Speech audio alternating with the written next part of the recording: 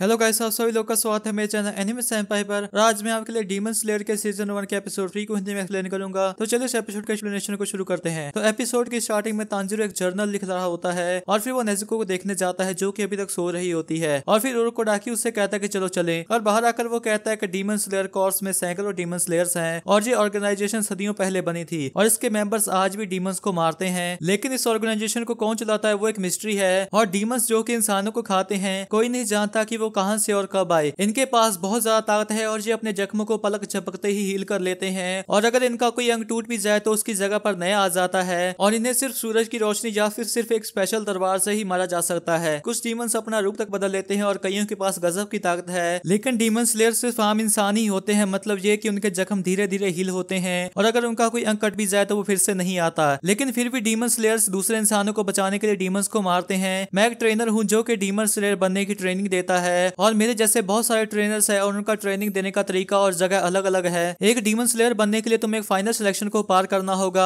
जो कि Mount Fuji की साने पर होगी और इसके बाद हम लोग तांजीरो को ट्रेनिंग करते देते हैं और इस एपिसोड के अंदर जो कुछ भी होगा तांजीरो उसे खुद नरेट कर बताता है और फिर वो एक रस्सी पर से जंप कर बोलता है कि आज मेरी ट्रेनिंग का पहला दिन है और मैं नेजुको के लिए एक जर्नल में सब कुछ लिखूंगा ताकि जब वो उठे तो उसको उसके सोने के बाद क्या क्या हो उसके बारे में पता चल पाए। और फिर एक लकड़ी उसकी ओर आती है लेकिन वो उससे बच जाता है और फिर वो कहता है कि जैसे जैसे मैं ट्रेनिंग करता गया मैं ट्रैप से बचना सीख गया। और फिर वो भागते भागते जाता है लेकिन तभी कुछ चाकू उसकी ओर आते हैं जिससे वो बड़ी मुश्किल से बचता है और फिर वो कहता है कि ये ट्रैप्स दिन ब दिन और खतरनाक होते जा रहे थे और ऐसा लग रहा था जैसे कि वो मुझे सच में मारने की सोच रहे हो। और फिर वो एक तलवार को पकड़कर नीचे जाता है लेकिन वो एक जाल में फंस जाता है और इसके बाद वो एक तलवार को स्विंग करता है और वो उसे 1000 बार करता है लेकिन तभी उरोकोडाकी कहता है कि 500 और बार करो और जिसे सुनकर तांजीरो शौक में चला जाता है। और फिर वो रात में ये सब कुछ अपनी जर्नल में लिखता है और उसके अगले दिन उरोकोडाकी कहता है कि तलवार बहुत जल्दी टूट जाती है, वो वर्टिकली स्ट्रॉन्ग होती है लेकिन हॉरिजॉन्टली कमजोर होती है और इसीलिए तुम्हें इसे ऐसे मारना होगा। और फिर वो उससे कहता है कि अगर तुमने तलवार तोड़ी तो मैं तुम्हारी एक हड्डी तोड़ दूंगा और तुम जितनी बार भी ये करोगे मैं उतनी बार तुम्हारी हड्डियां तोड़ूंगा। जिसे सुनकर तांजीरो डर सा जाता है। इसके बाद हम उन दोनों को एक दूसरे के आमने सामने देखते हैं लेकिन उरोकोडाकी उसको नीचे गिरा देता है और फिर तांजीरो उसकी ओर अपनी तलवार से वार करने जाता है और इधर उरोकोडाकी निहत्था होता है लेकिन फिर भी वो उसको पकड़कर पीछे की ओर फेंक देता है। इसके अगले दिन तांजीरो कहता है क्या कहा टोटल कॉन्सेंट्रेशन ब्रीदिंग, तो उरोकोडाकी कहता है सही कहा, मैं तुम्हें वाटर ब्रीदिंग के 10 फॉर्म सिखाऊंगा। और फिर वो उससे कहते हैं कि लंबी सांस लो ताकि ऑक्सीजन तुम्हारी हर एक सेल तक पहुंच पाए। ये चीज तुम्हारी नेचुरल हीलिंग को भी तेज करेगी और तुम्हारी स्पिरिट को और भी ज्यादा स्टेबल और एनर्जी देगी। और अपने निचले हिस्से को अलग रखते हुए अपने ऊपरी हिस्से को ढीला छोड़ो। और फिर वो उसको सांस लेने को बोलता है और जब वो सांस लेता तो उसको एक जोरदार शॉक लगता है और हम देखते हैं कि उरोकोडाकी उसके पेट पर मारता है और कहता है कि ये गलत है, अब अगली फॉर्म। और फिर वो अलग अलग फॉर्म्स दिखाता है लेकिन वो सभी को गलत करता है तो उरोकोडाकी उसको और मारता है। और इसके बाद हम उन दोनों को एक झरने के पास देते हैं और उरोकोडाकी कहता है कि अब तुम्हें पानी के साथ एक होना पड़ेगा और तभी उसको लात मारकर नीचे धक्का दे देता है और हम उसे नीचे गिरा हुआ देते हैं और इसके बाद वो झरने के नीचे ट्रेनिंग करने लग जाता है। और फिर तांजीरो कहता है कि अब 6 महीने बीत चुके हैं जब से नेजुको आखिरी बार जागी थी और उरोकोडाकी एक डॉक्टर को बुलाता है लेकिन उसे भी कुछ गलत नहीं मिलता। और फिर तांजीरो उसके पास आकर कहता है कि वो ऐसे सोई हुई थी जैसे कि वो नॉर्मली सोती है और फिर उसके सर के ऊपर हाथ रखकर कहता है कि मैं डर गया था और मुझे लगता था कि एक सुबह मुझे नेजुको मरी पड़ी मिलेगी और ये डर मुझे हर रोज सताता था। और इसके बाद हम लोग उसे पहाड़ी से नीचे जाते हुए देते हैं। इसके बाद कुछ चाकू उसकी ओर आते हैं लेकिन वो उन सभी को अपनी तलवार से रोक देता है। और उसके 6 महीने के बाद यानी कि जिस दिन तांजीरो माउंट सागिरी पहली बार आया था उसके 1 साल के बाद एक दिन उरोकोडाकी उससे कहता है कि अब मेरे पास कुछ भी नहीं है जो कि मैं तुम्हें सिखा सकूं और अब आगे का तुम पर है कि तुम और ज्यादा बढ़िया बनते हो या नहीं और अब मेरे पीछे आओ। इसके बाद वो दोनों एक बड़े से पत्थर के सामने आ जाते हैं और उरोकोडाकी कहता है कि अगर तुम इस पत्थर को बीच में से काट दोगे तो मैं तुम्हें फाइनल सिलेक्शन के लिए जाने दूंगा। और ये सुनकर तांजीरो अपने मन में कहता है कि क्या सच में एक पत्थर को एक तलवार से काटा जा सकता है और मुझे नहीं लगता कि मैं इसे काट पाऊंगा, मेरी तलवार ही टूट जाएगी। और फिर उरोकोडाकी वहां से जाने लगता है और तांजीरो उसको आवाज मारता है लेकिन वो नहीं सुनता और आगे जाता रहता है। और फिर तांजीरो कहता है कि मिस्टर उरोकोडाकी ने उस दिन के बाद मुझे कुछ भी नहीं सिखाया। और फिर तांजीरो हिम्मत कर अपनी स्वॉर्ड को पकड़ता है और फिर वो उस पत्थर के सामने अपनी तलवार लेकर खड़ा हो जाता है और उसके ऊपर मारता है लेकिन वो खुद ही पूरा कांप जाता है। और इसके बाद हम उसे और ट्रेनिंग करते हुए देते हैं और वो कहता है कि मैंने उस दिन के बाद से वो सब कुछ फिर से करना शुरू कर दिया जो कि मिस्टर उरोकोडाकी ने मुझे सिखाया था। और फिर वो उसे फिर से काटने लगता है लेकिन वो नहीं करता और वो कहता है कि मैं पूरे 6 महीने के बाद भी इसको नहीं काट पाया। और हम देखते हैं कि उसके हाथ पूरी तरह से छिल चुके होते हैं लेकिन वो फिर भी ट्रेनिंग जारी रखता है। इसके बाद वो उसको फिर से काटने की कोशिश करता है लेकिन वो फिर से नहीं करता और फिर वो चिड़ा हुआ अपने सर को उस पत्थर के ऊपर मारने लग जाता है लेकिन तभी उसको एक आवाज आती है और जब वो ऊपर देखता है तो वहां पर एक लड़का बैठा होता है और वो कहता है कि एक मर्द को ऐसे नहीं चिल्लाना चाहिए। और तांजीरो उसको देखकर कहता है कि ये यहाँ पर कब आया, और फिर वो उससे कहते हैं कि अगर तुम खुद को मर्द कहते हो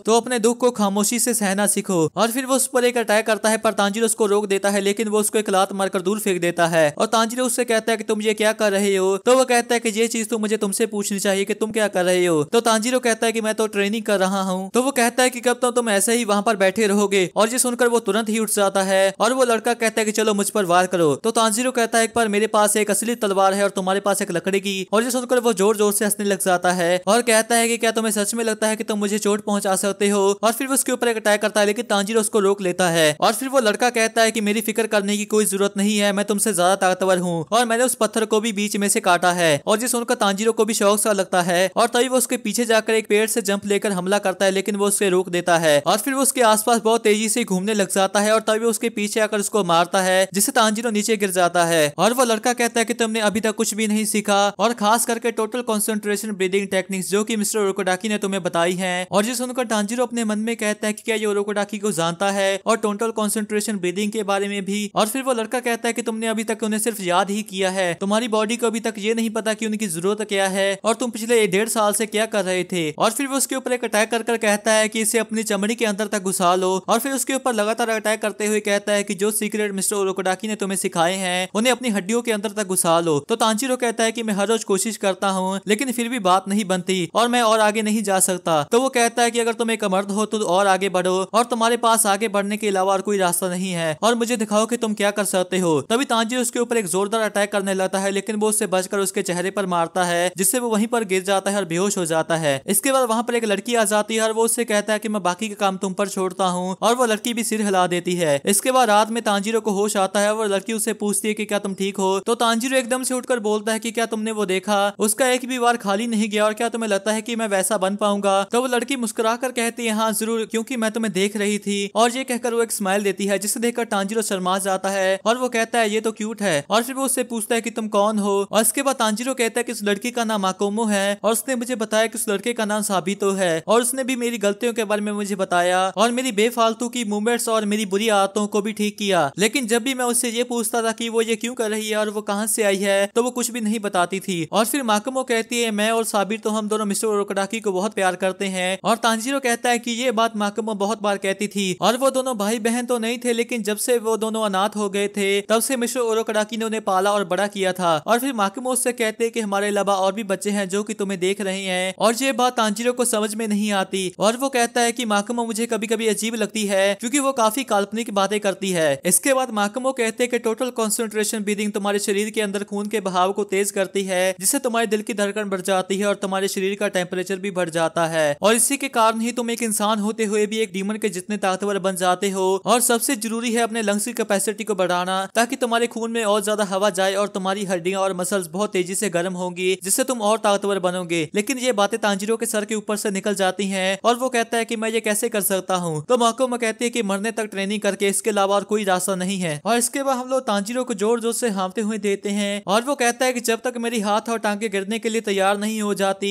और मेरे लंग्स फटने तक नहीं आ जाते, मैं तब तक अपनी तलवार को चलाता था, लेकिन मैं फिर भी साबितो को नहीं हरा पा रहा था। और इसके 6 महीने के बाद तांजीरो उसको चैलेंज करता है, और इस बार साबितो एक असली तलवार लेकर आता है, और वो उसे निकाल कर कहता है कि आखिर अब तुम एक असली मर्द के जैसे लग रहे हो। तो तांजीरो कहता है कि आज वो दिन है जब मैं तुम्हें हराऊंगा। और फिर वो अपने मन में कहता है कि लड़ाई के रूल्स बड़े ही सिंपल होते हैं, जो भी ज्यादा ताकतवर और तेज होता है वही जीता है। और माकोमो उन दोनों को देख रही होती है। इसके बाद तांजीरो एक गहरी सांस लेता है, और फिर वो दोनों एकदम से गायब होकर एक दूसरे की ओर आते हैं, लेकिन तभी तांजीरो अपनी तलवार को मारता है, जिसके कारण उसका मास्क टूट जाता है और वहाँ पर फॉग सी हो जाती है। और तांजीरो के जीतने के बाद साबितो एक स्माइल देता है, और वो खुश और दुखी एक साथ लग रहा था, जैसे कि उसको किसी चीज से राहत मिल गई हो। और माकोमो भी वैसे ही स्माइल देती है, और वो कहते हैं कि तांजीरो जो तुमने आज किया उसको भूलना मत, और जीत कर ही आना, उसको भी मार देना। और ये कहकर वो वहाँ से गायब हो जाती है। और जब वो सामने की ओर देखता तो साबितो भी गायब हो चुका होता है। और जब कोहरा साफ होता तो वो एकदम से शौक सा हो जाता है, क्योंकि जिस बार से उसने साबितो का मास्क काटा था उसकी जगह पर वो पत्थर बीच में से कटा हुआ होता है। और इसी के साथ एपिसोड एंड हो जाता है। तो माकोमो और साबितो कौन थे और वो कहां से आए थे और उन्होंने तांजीरो की मदद क्यों की, ये जानने के लिए आपको नेक्स्ट एपिसोड देखना होगा, जिसकी वीडियो परसों सुबह 9:30 बजे आ जाएगी। तो अगर आप उसको मिस नहीं करना चाहते तो इस चैनल को जरूर सब्सक्राइब कर लीजिए, और अगर आपको ये एक्सप्लेनेशन अच्छी लगी तो इस वीडियो को एक लाइक कर दीजिए और नीचे कमेंट भी जरूर कर दीजिए। तो मिलते हैं कौन एक्सप्लेनेशन वीडियो के साथ, तब तक के लिए टाटा बाय बाय।